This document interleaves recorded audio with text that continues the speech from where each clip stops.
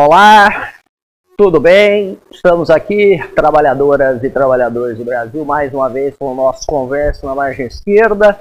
Hoje nós vamos tentar começar a entender algo que não tem muito sentido, né, de alguma maneira para muitos, mas para outros tem todo o sentido do mundo, né? Então vamos falar um pouquinho sobre a questão do exército brasileiro, né? Tomando como esse livro, né, de um professor da Universidade de New Hampshire, né, chamado Frank McCain. Esse professor, então, ele tem uma atividade muito grande em relação a questões militares, né, do Brasil e Estados Unidos. O livro vai aparecer aí para vocês também, né? E ele quer entender, né, como é que se formou, né, o exército brasileiro, quais são as características, né, desse exército brasileiro e a característica militar, né? E isso me interessou assim, de uma maneira um pouco mais profunda. Por quê? Porque hoje nós temos aí, né, um questionamento de uma eleição, né? Temos pessoas na frente de quartéis, né? Inclusive na cidade de Mocó, o pessoal está na frente de guerra, né, do TG. Temos também pessoas, né, pelo resto do país, e ontem, né, no dia 12 de dezembro de 2022, né, nós tivemos então a disposição do presidente Lula, né, como presidente do país, né, para poder assumir no dia 1º de janeiro de 2023.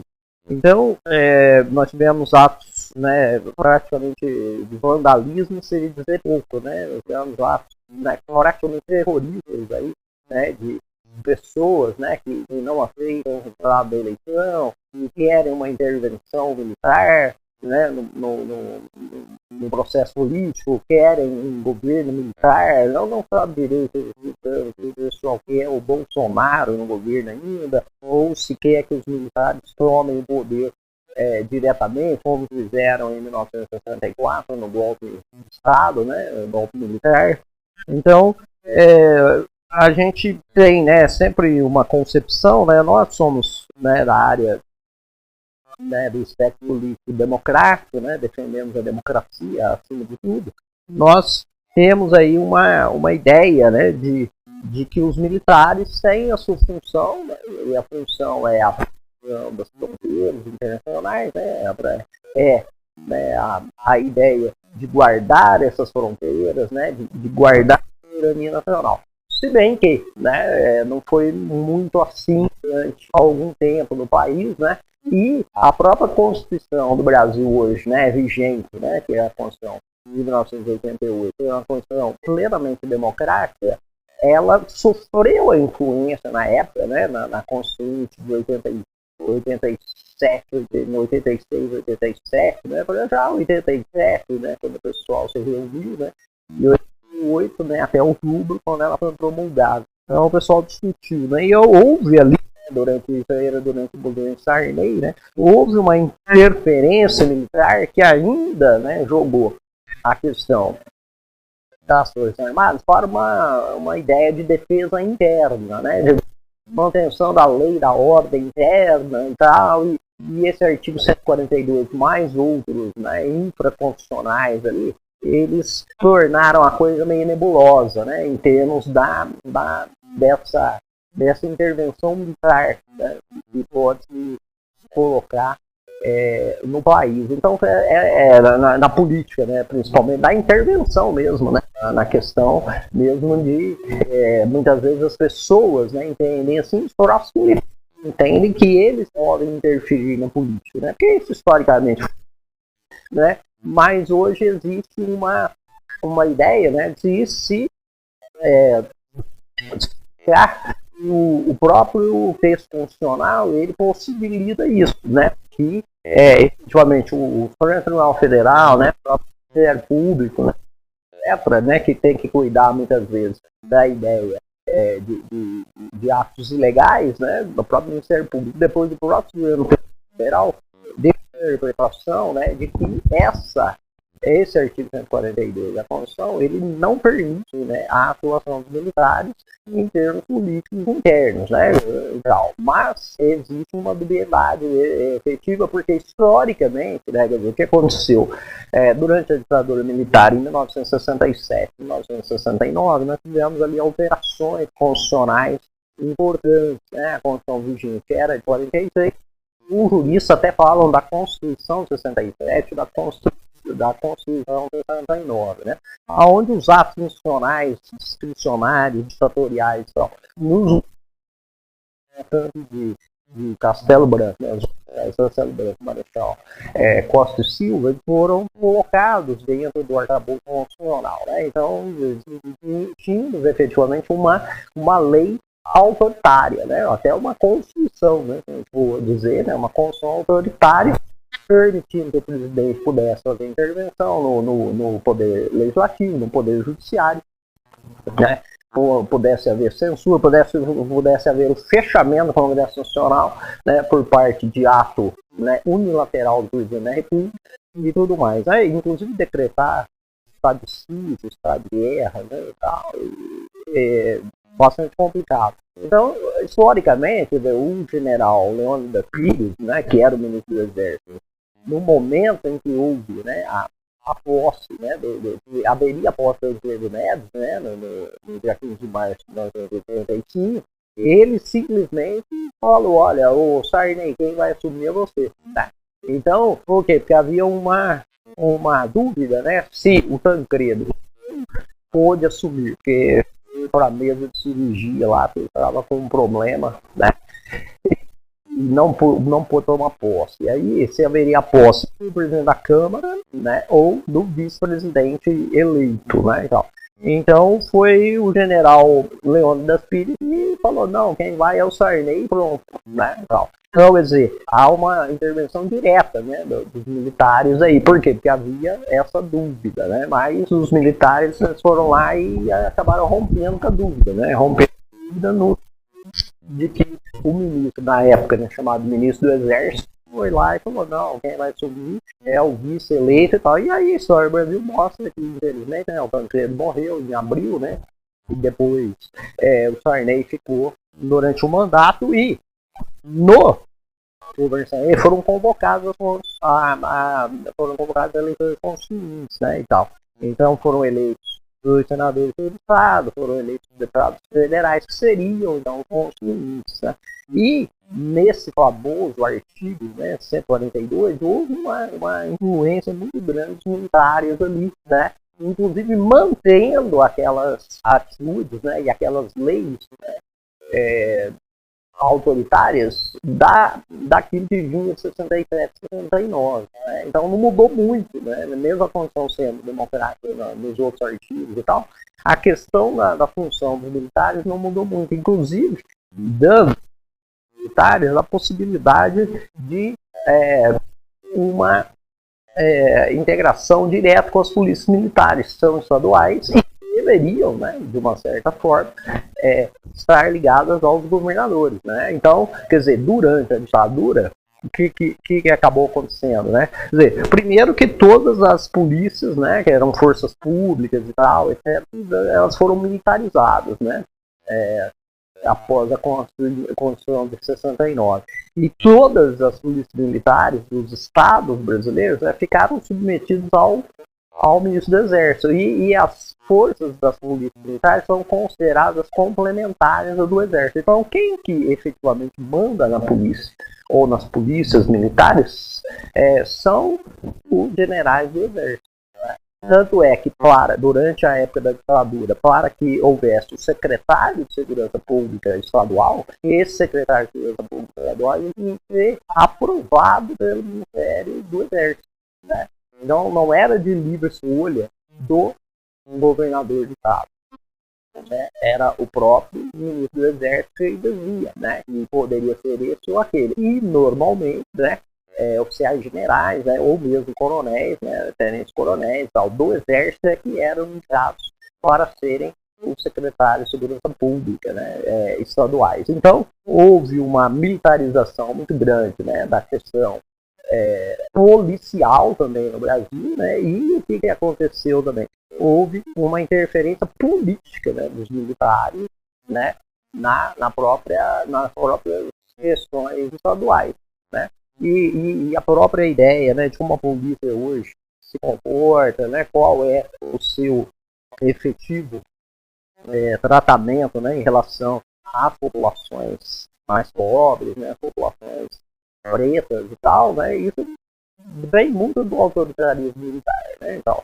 Mas, né, independente disso, né, nós temos hoje, né, juntamente com, além dessa questão que já existia no Brasil, até uma questão legal, né, nós estamos tendo no mundo inteiro, né, uma grande influência, né, das ideias extremistas.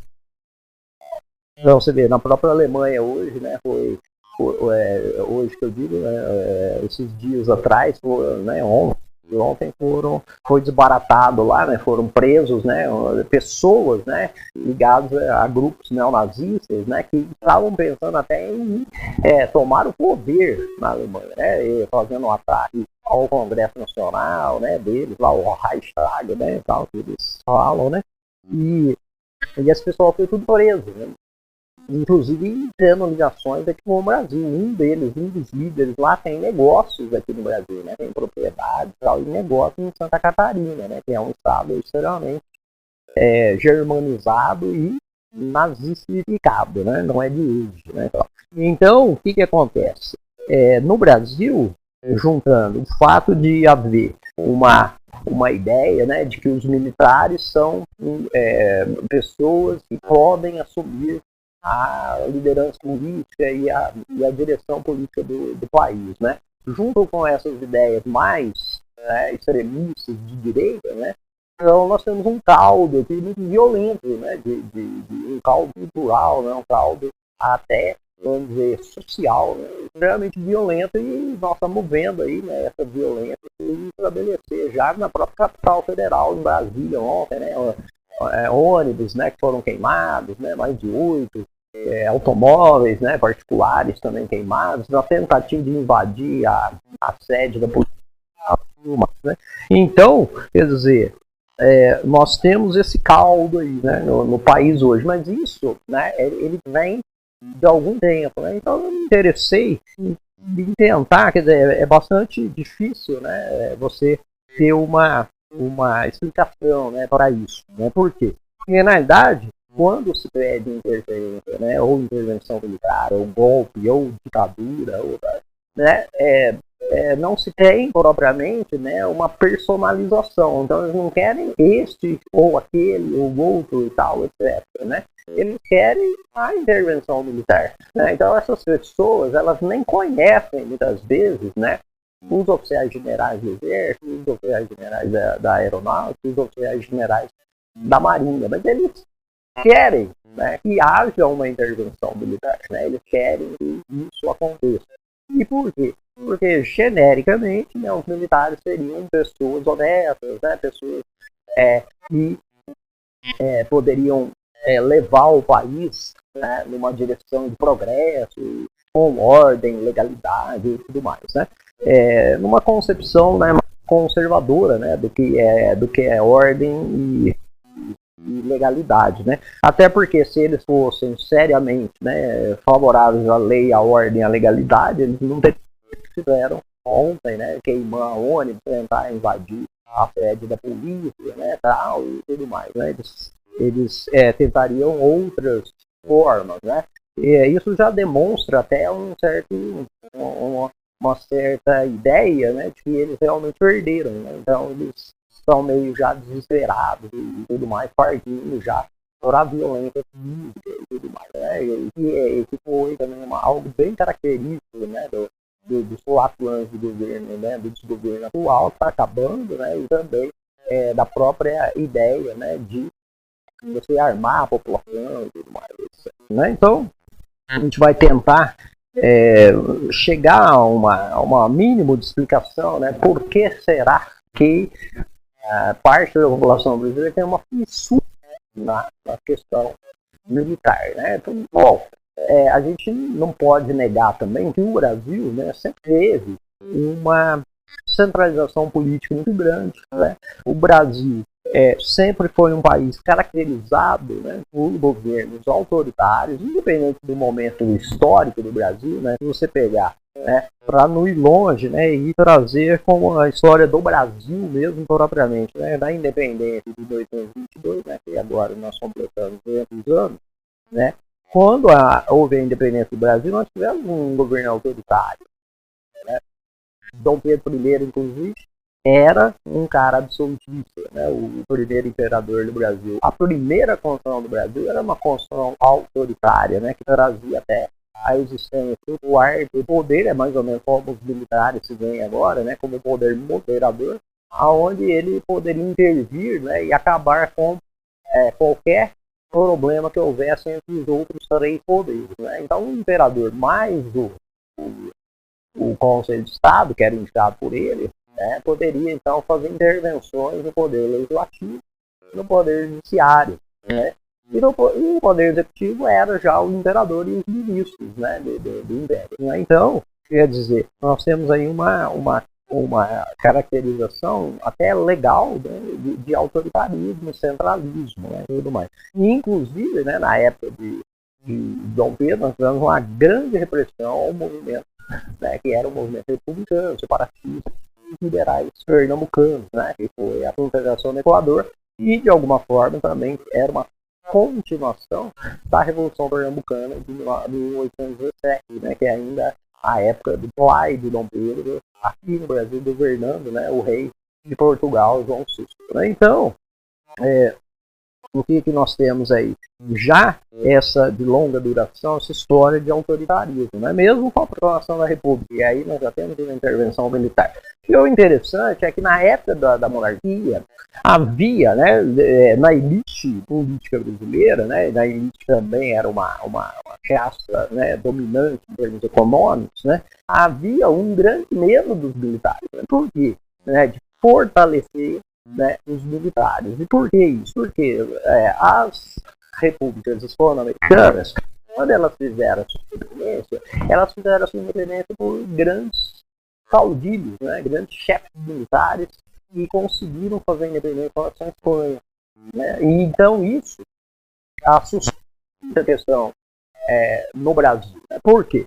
Porque a classe dominante brasileira ela não queria essa intervenção. Por quê? Porque aí ela não poderia ter um controle, né, da economia, da política e tal, da sociedade brasileira. Né? Por quê? Porque isso, essa figura, né, centralizada assim, do caudilho, ela poderia escapar, né? O próprio Juan Gaston de França, né, no Paraguai, o que ele acabou fazendo? Ele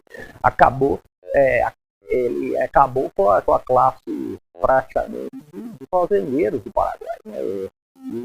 Ele pessoalmente, né, a família dele e tal, se tornou grande proprietário de terras, assim como o Estado paraguaio. Né? Então eles tinham muito medo, né? Isso foi a partir de 1911. Né? Então eles tinham muito medo, né, de um exército forte, né? Tanto é que o exército brasileiro é extremamente fraco, né? E na época da regência Serigina, né, foi criada a Guarda Nacional, né? E a Guarda Nacional nada mais era do que essa classe dominante, né, armando os seus jagunços, né, para cuidar da própria lei e ordem, né, interna. Então, isso houve, então, portanto, um exército que foi completamente enfraquecido, tanto em termos econômicos, né, como em termos de material bélico e também de homens, né? Quer dizer, durante a Guerra de Independência, o Brasil tinha chegado ali a mais ou menos 35 mil, 40 mil soldados, né? Que foram convocados por Dom Pedro e tal, né? E aí tiveram que combater tanto na província Esplatina, na Bahia, no Pará e tal, isso para estabelecer a independência do Brasil. Aí quando em 1832, né? 31, aliás, né? O ministro da Justiça, né, o Diogo Antônio Feijó, né, que era o padre, né, então, ele criou a Guarda Nacional submetida ao Ministério da Justiça, e essa Guarda Nacional era extremamente descentralizada, né, porque aí cada um dos grandes dominadores, né, daquela região, eles acabaram se tornando chefes das Guardas Nacionais, por isso eles eram até muitas vezes chamados de coronéis, ou porque compravam a patente da Guarda Nacional, ou porque, né, em termos do cotidiano, né, o grande latifundiário, o grande proprietário de terra, você chamado de coronel, né? Então, enquanto isso, o que aconteceu com o contingente do exército? Ele foi diminuindo, né? Então, quando chegou às vésperas de 1864, na final de 1864, quando começou a Guerra do Paraguai, o número de soldados do exército brasileiro, né, era menos de 10 mil. Então, ele saiu de 35, 40, 37 mil, né, na época lá que criou-se em 1864 a Guarda Nacional, para em 1864, né, 830 anos depois, fora menos de 10 mil homens. E eles queriam realmente não fortalecer o exército brasileiro, né? Então, a época da monarquia, o exército brasileiro foi realmente fraco. Só que aconteceu um problema, né, que o exército fortaleceu, que foi o início da Guerra do Paraguai, né? Então o Brasil foi invadido pelas tropas paraguaias, né, hoje onde é o Mato Grosso do Sul, né, depois foi invadido no Rio Grande do Sul, por tropas paraguaias, né, porque o presidente do Paraguai lá, o Solano Lopes, ele queria criar um grande Paraguai, né, chamado Grande Paraguai, que pegaria os terras do Brasil, da Argentina, do Uruguai e tal. Então, esses países, né, Brasil, Argentina e Uruguai, se uniram contra o Paraguai. E obviamente, para vencer a guerra, você precisava de um exército forte, né? Então, aí se fortaleceu tanto o exército como a marinha brasileira, né? Porque a guerra, ela se deu também em termos dos grandes rios da região, Rio Paraguai, Rio Paraná e tal, né? Então, nós temos aí, né, a famosa batalha, chamada até Batalha Naval do Riachuelo, né, que na realidade aconteceu no Rio Paraná, né? Então não foi uma batalha naval propriamente, né? Mas ela, e você vê qualquer cidade do Brasil, inclusive aqui em Mococa, uma das ruas principais, não foi Riachuelo, né? Exatamente a batalha da Guerra do Paraguai. Então a marinha e o exército fortaleceram nesse momento, né? E esse fortalecimento do exército e tal que vai gerar essa influência já política, né? Porque até então não existia, né? Em 1870, em março de 1870, quando acaba a Guerra do Paraguai, né? O exército começou a ter, né, preocupações políticas, né? Querer melhoria na própria carreira do exército e tal, etc. Então começou uma politização do exército. Essa politização veio principalmente, né, dos oficiais, dos jovens e tal, né, na academia, né, da Praia Vermelha, né, tal, e principalmente da ideia positivista, né, do Augusto Conte, né, aí que veio até o lema, uma parte do lema, né, da bandeira republicana, né, que foi feito no dia 19 de novembro de 1889, né, que inclusive é chamado Dia da Bandeira, o dia 19 de novembro, né, 4 dias depois da proclamação da República, foi feita a bandeira. E essa bandeira, então, ela traz o céu do Rio de Janeiro, né, na noite do dia 15 de novembro de 1889, e as estrelas, então, representam os estados do Brasil, né, que a partir daí eram chamados estados, né, porque o Brasil começou a ter o nome de Estados Unidos do Brasil, né,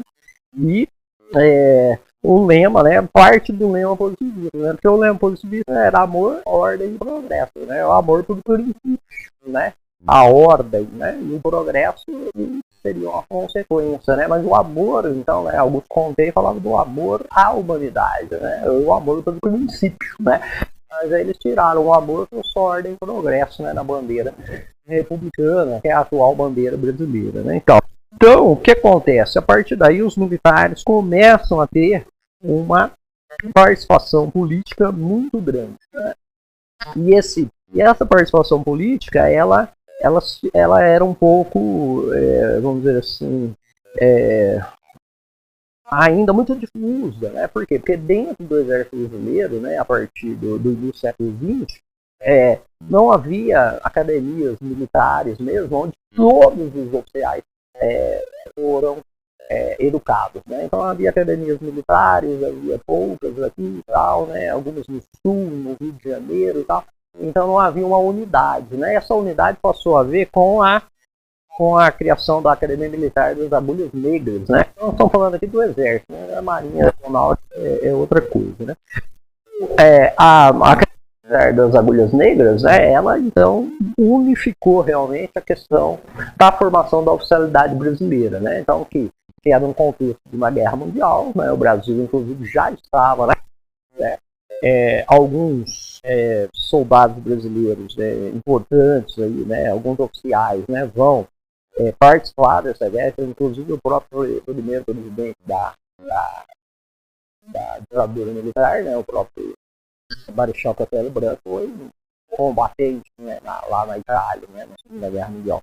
Então, quer dizer, o exército, até esse momento, né, até 1944, ele não tinha uma unidade, né? Então, o que acabava acontecendo? Ele tinha várias divisões internas, né? E isso até que fazia com que o exército tivesse, por exemplo, na década de 20, nós vamos ter o tenentismo, né, por exemplo. Né? O tenentismo tem, inclusive, esse nome exatamente por quê? Porque ele pegava patentes médias do exército, né? Os caras não eram nem os soldados rasos, sargentos e tal, e também não eram os oficiais generais, eles eram tenentes capitães, né? Que estão no meio da hierarquia, né?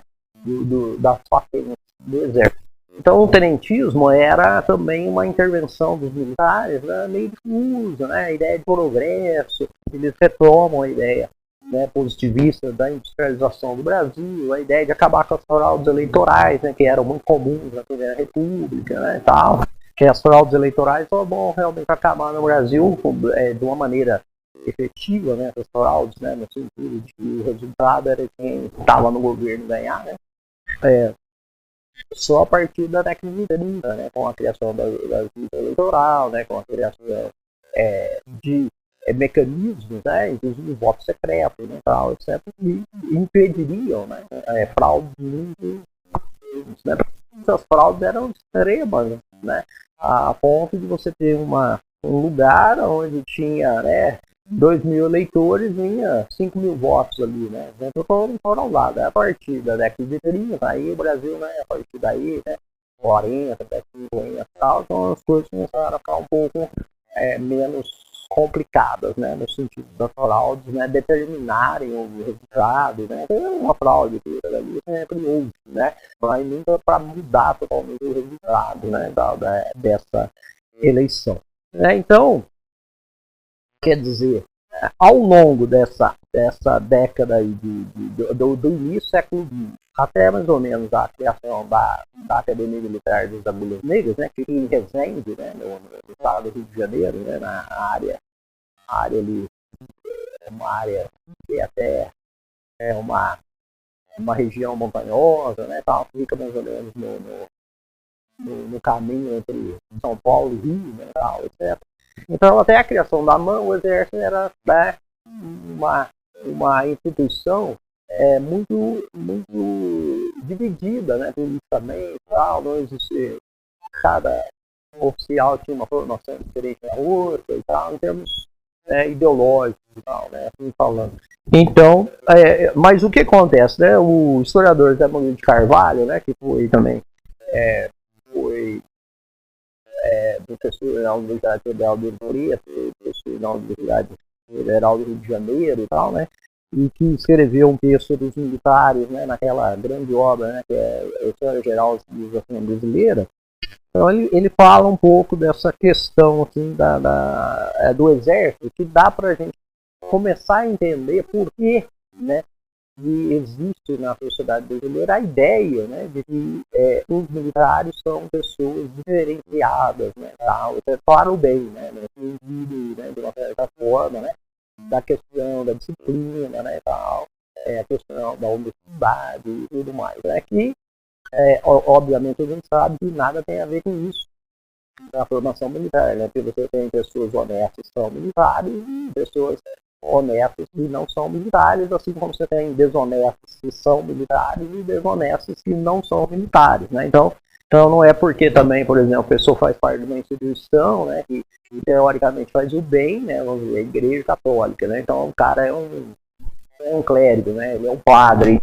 Isso não por si só, né, não quer dizer que ele seja uma pessoa boa, né? Uma pessoa honesta, né? A gente parte do pressuposto, sim, né? Mas às vezes não é, né?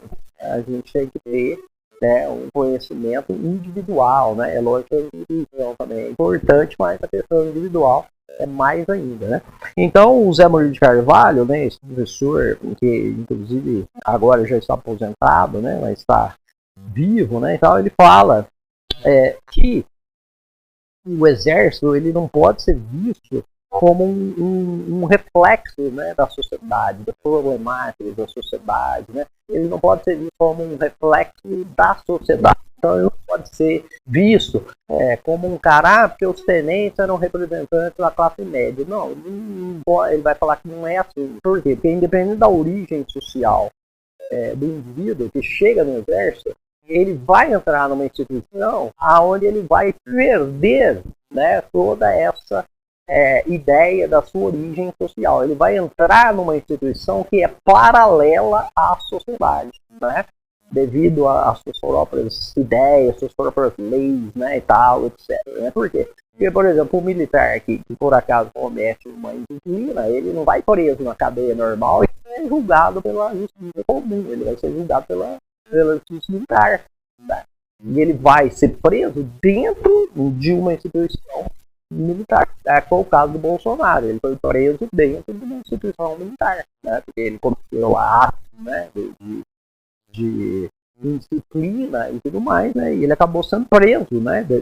Dentro, só que ele não foi preso numa cadeia normal, nem julgado pela justiça comum, ele foi julgado pela justiça militar, né? Então é uma questão.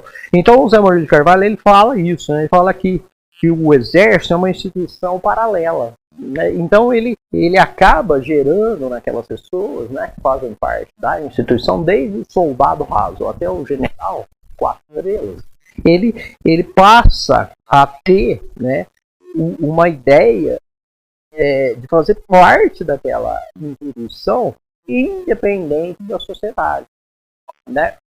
E isso gerou nos militares uma ideia, exatamente por estarem, né, distantes, né, da sociedade, gerou uma ideia de que eles podem interferir na sociedade e que eles podem melhorar a sociedade, né? Então, independente de qualquer coisa, os militares, eles, né, principalmente do exército, né, eles foram formados dentro de uma instituição total, né, que o Zé Murilo de Carvalho fala, né? Ou seja, ela em si mesma, né, não tem a ver com a sociedade. Então, o cara que é rico e o cara que é pobre, ao exército, eles passam a ter uma certa similaridade, né? Porque ambos são soldados do exército, né? Ambos são membros do exército brasileiro, né? Então, isso, né, dentro da... Por quê? Porque o exército é formado com a rotina, com a disciplina, com o respeito à hierarquia, né? Então, o que acontece? Eles começam a transferir para a sociedade o contrário disso. Então, na sociedade só tem bagunça, na sociedade só tem coisa errada, né? Na sociedade não tem a disciplina, na sociedade não tem a ideia de você pensar na paz, como no exército. Então, eles vão se descolando da sociedade, formando algo paralelo, e, de uma certa forma, eles se autoconsideram, né, pessoas acima, né, em termos éticos, morais e tal, do resto da sociedade, né? Então eles inclusive têm um desprezo, né, pelos civis, né, no sentido, né, desses civis às vezes estarem interessados só nos seus interesses pessoais, e eles não, eles são interessados no que é bem comum, né? Então eles começam a se diferenciar, né, e tal. Então aí você não pode julgar, então, por exemplo, o exército, né? Isso a gente tem para as outras duas armas também, né? Que a partir de 1941 o Brasil passou a ter 3 armas, né, nas suas armadas, né? Marinha e a aeronáutica, né, tal, que foi criada também no contexto da Segunda Guerra Mundial, né? Foi criada a Força Aérea Brasileira, né? E a partir nós tivemos as 3 forças, né, tal. Então, o que acontece? Esse exército, ele é, então, uma instituição paralela e a única instituição, então, ética, moralmente preparada para implementar os problemas nacionais. Então, aí isso para a questão política é um pulo, né? Porque eles são vistos como os únicos que têm um plano racional, né, para atender, né, a questão dos problemas nacionais, né? Então eles têm todas as respostas para os problemas nacionais, né? A própria formação deles como soldados, né, leva a que eles tenham, né, já uma ideia de como resolver os problemas nacionais, né? Só que muitas vezes, né, o que eles acabam trazendo junto com eles, né? Eles trazem, né, toda uma questão da disciplina, né, da ordem e tal, e eles acabam se transformando em pessoas extremamente conservadoras, né, reacionárias, porque como eles se acham melhores, né, eles acabam dizendo, ó, você está fazendo errado e eu tenho o direito de impedir que você faça isso, você está errado, né? Então eles se tornam, inclusive, autoritários também, né? E aí, para não deixar de ser, né, eles pegam toda uma tradição brasileira, né, uma tradição de autoritarismo, né, uma tradição também que traz uma ideia que as pessoas são egoístas e não estão pensando no país, são, né, eles chamavam os civis de casacas, né, os casacas só estão em roubar, estão pensando na corrupção e tal, e eles se colocam como pessoas que pensam no geral, no país, né, tem a ideia abstrata do país, né, e que não são pessoas que pensam apenas neles, né, no seu interesse pessoal, são pessoas que pensam no interesse, e eles têm uma resposta, e a resposta melhor para os problemas nossos. Né? Então eles começam aí, até por serem forças armadas, né, então que passa a existir? Passa a existir a ideia de intervenção, né? Porque como eu tenho armada, eu tenho poder de intervenção. Eu não tenho só as coisas, né, lógicas e racionais para os problemas. Eu também tenho a força, né? Eu tenho a força moral e a força armada, né? Então eu preciso interferir. Então a partir daí, né, o exército ao longo do tempo, né, da década de 10, 20 e tal, ele foi tomando, né, uma forma, né, de ser dessa maneira, mas ainda havia muita divisão interna, né? Então, quando chega a Segunda Guerra Mundial, né, com a criação da Academia Militar dos Águilas Negras, aí a coisa vira, né, uma unidade, né? Então, toda essa carga, né, que existia antes já, ela fica unificada. Então, o exército passa a ter uma intervenção mais unificada na questão política, tá? Por quê? Porque se você pensar, né, durante o governo do Afonso Pena, né, de 1906 a 1909, nós tínhamos um ministro, né, o Marechal Hermes, né, na época general, né, Hermes da Fonseca, que inclusive era sobrinho do proclamador da República, né, o Marechal Deodoro da Fonseca. O Hermes da Fonseca, como ministro do Exército, então ele tinha, né, uma ideia de modernização do Exército. Então ele tinha muito contato com a Alemanha, né, o Exército Prussiano, tal, etc. Né, e tal. E ele então estava interessado em trazer, né, toda a formação do Exército Prussiano alemão para o Brasil. Então começaram a ter umas tratativas aí para que houvesse uma missão, né, alemã para a formação do Exército Brasileiro. Só que havia, né, então aí isso veio a divisão, né, internamente e até culturalmente uma grande influência francesa.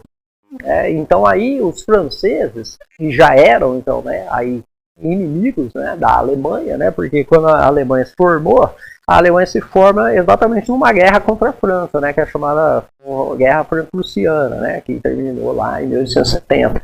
E a própria criação do Império Alemão, né, ele se dá numa grande rivalidade com a França. Então os franceses não são interessados em deixar que o exército alemão influencie o exército brasileiro, né, porque havia uma grande influência cultural, inclusive, né, da França, né, no Brasil. Inclusive nas escolas, por exemplo, você aprendia francês, né, a língua estrangeira que existia nas escolas aqui no início do século XX no Brasil, né, até quase a década de 40, 50, era francês, né? E houve um momento que era o francês e o inglês, né? Então havia uma influência muito grande, né, dos franceses. Então os franceses começaram a fazer um lobby, né, Aí, logo depois, Marechal Hermes da Fonseca, né, ele se torna presidente da República, né, em 1910, né, exatamente fazendo com que houvesse o Marechal Hermes foi candidato, né, saindo do ministério. Aí, logo que ele sai do ministério, já pensando em se candidatar a presidente, né, havia muita militarização no mundo nessa época, já isso em 1909, né? Havia acabado de acontecer em 1907, né? Uma grande conferência, né? A Conferência Internacional de Haia na Holanda, né? Que era uma tentativa, então, de evitar que as grandes rivalidades mundiais, principalmente na Europa, né? Que era de um lado Inglaterra e França, né? E de outro lado a Alemanha. E essas rivalidades, o armamentismo estava acontecendo, né? Que inclusive é um momento, né, chamado de Plaza Armada, né, que é o desenvolvimento de muitas armas novas, né, tal, submarinos, tanque de guerra e tal. Então houve uma conferência de paz, na qual inclusive se destacou muito, né, o representante brasileiro, Rui Barbosa, né, foi lá, se colocou, né, contra essa grande influência das potências mundiais, né, militares, políticos e tal, né, sejam a Europa e também, né, aí nesse caso já os Estados Unidos também, né, e tentaram resolver a questão da pacificação do mundo se tratando apenas de questões diplomáticas. Vamos resolver, tem conflito? Tem, tal, então vamos resolver diplomaticamente, né, tal, etc, né. E aí se destaca, então, Rui Barbosa, né, e essa militarização levou, inclusive, né, o Marechal Hermes se candidatar à presidência da República. O presidente Afonso Pena morreu, foi sucedido pelo seu vice, Nilo Peçanha, com 1 ano e meio ali, está aliado, e a ascensão do Marechal Hermes, né, como o candidato. Né? Então aí ele vence a eleição com o apoio de Minas, e aí, sintomaticamente, nós vamos ter em 1910 a chamada campanha civilista. O que é a campanha civilista? Civilista no sentido civil contra o militar. Por quê? Porque Rui Barbosa era o candidato, inclusive, que se destacou na Conferência Internacional de Haia. Então, ele falou, nós não podemos militarizar o Brasil, não podemos ter essa ideia militarista de guerra e tal, nós precisamos ter resolver pelos civis, né?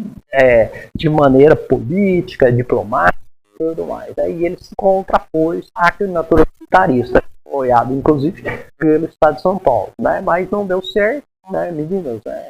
Os outros estados apoiaram o Marechal Hermes, inclusive o vice do Marechal Hermes era Venceslau Braz, mineiro, né, tal, que depois será sucessor do próprio Hermes, né? E o Hermes, então, ele tinha essa grande influência alemã, ele começou a sofrer, né, uma influência francesa, né? E aí essa influência francesa acabou vingando, né? E não que houvesse, né, nem a alemã que eles queriam, que eles tinham feito um tratado e tal, até para que os alemães viessem para cá. Alguns oficiais brasileiros se destacavam nas academias foram da Alemanha, né? Mas aí houve uma mudança, né? E aí acabou, né, tendo a influência francesa, né? Influência francesa que inclusive já estava na Força Pública Paulista. Veio uma missão francesa aí sim para a formação dos oficiais da Força Pública de São Paulo, né? Que depois, na época do ditadura militar, vai se transformar na Polícia Militar. Então, dizer, aí o que aconteceu? Muitos, então, desses oficiais brasileiros acabam ainda durante o governo do Marechal Hermes, de 1910 a 1914, indo estudar nas academias militares francesas. E o Brasil começa a comprar muito material bélico da França, que até então comprava da Alemanha, agora começa a comprar da França muito material bélico para modernizar não só o exército, mas a marinha brasileira. Que isso foi muito comum, né, durante o governo do Afonso Pena, né, cujo o ministro era o Marechal Hermes, né, e depois no próprio governo do presidente Marechal Hermes da Fonseca, né, que então comprou essas grandes armas, né, que estavam sendo novidade na época, né, para o exército e a marinha brasileira, né, se modernizarem e tal, estarem prontas para defender e tal, a pátria, né. Então, a partir daí, né, os militares vão ter uma interferência muito grande, né, que aí eles vão tentando dar uma certa unidade ao exército, mas isso não acontece ainda na década de 20, né, e só vai acontecer na década de 30, né, então aí no próximo programa a gente fala um pouquinho, que esse livro aqui, ele vai, a história do exército brasileiro, né, pelo Mackenzie, ele vai da proclamação da República em 1889 até a ditadura Vargas, né? Até o início da ditadura Vargas, que é também já uma influência direta do exército brasileiro ao apoiar, apesar de Getúlio Vargas ser um civil, né? Ele foi apoiado pelos militares para dar o golpe 10 de novembro de 1937 e iniciar a sua ditadura, né? Então é um pouquinho da década 20, 30 e depois um pouquinho para, né, a época depois da Segunda Guerra Mundial, algumas intervenções militares que ocorreram na década de 50 e 60, né? Beleza? Trabalhadoras e trabalhadores do Brasil, por hoje é só. Grande abraço e Lula lá!